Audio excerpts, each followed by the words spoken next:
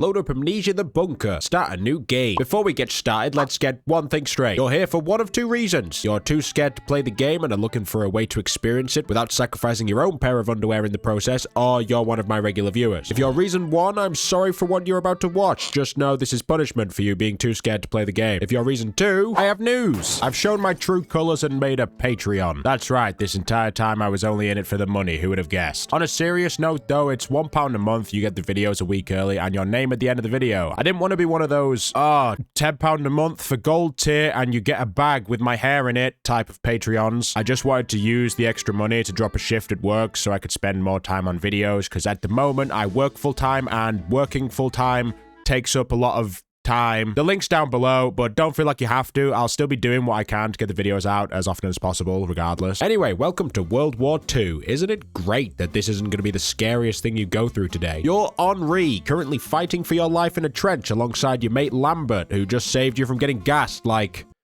Well, it's World War II, I don't really need to explain that further. A bit later, you're in no man's land and Lambert has fallen into a great big hole like the silly boy he is. You collect some water from the hole and give it to him before somehow dragging him 20 feet out on a rope.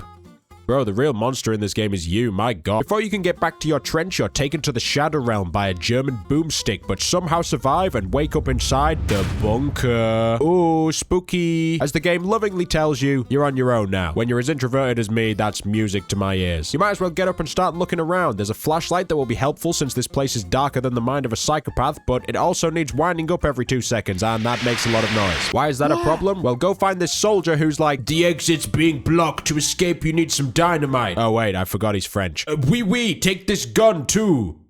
Is that racist? Well, thanks, soldier. I'll catch you later. Wait, what do you mean?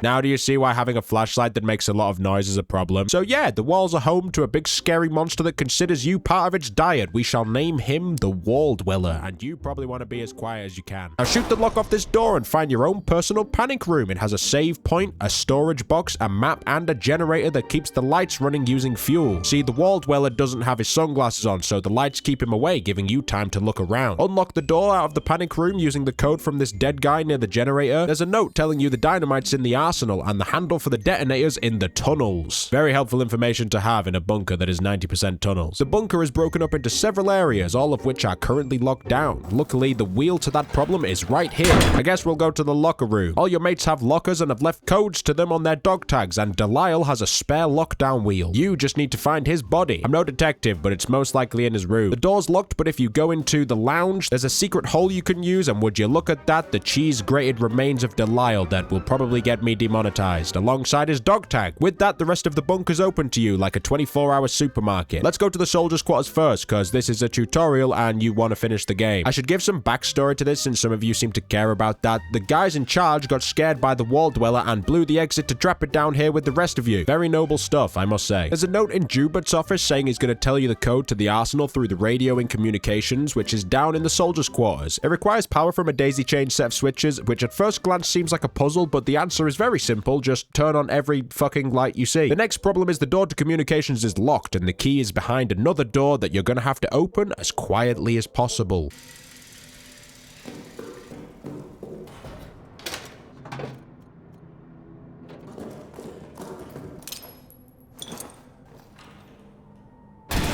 Disclaimer, this method may anger potential wall dwellers in the area. But you got the key!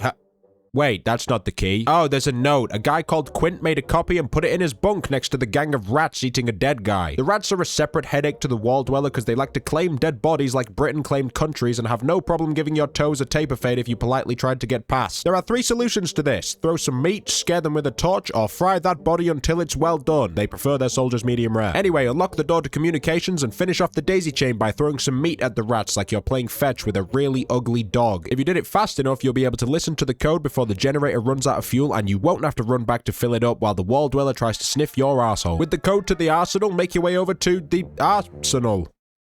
I mean, where else were we gonna go? The dynamite's here through these bars. Once again, it's important when making your way through this area not to make a lot of noise. Congratulations, you got the dynamite without getting square rooted by the Wall Dweller. Unlucky for you, this nightmare isn't over.